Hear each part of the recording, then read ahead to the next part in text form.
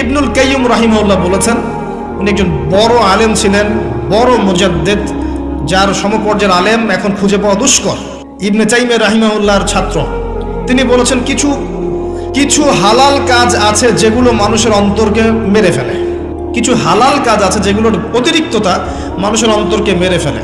যেমন 1 নাম্বার, বেশি কথা বলা। বেশি মানুষের সাথে কথা বলবেন, অন্তর মরে যাবে। 2, মানুষের সাথে বেশি মেশা।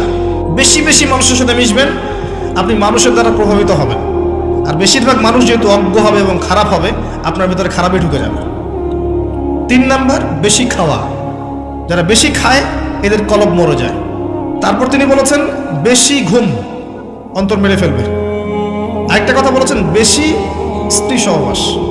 উনি বলেছেন, স্ত্রী হালাল, কিন্তু বেশি করতে গেলে অন্তর মরে যাবে। এই কাজগুলো বেশি বেশি করলে কলব মরে যায়।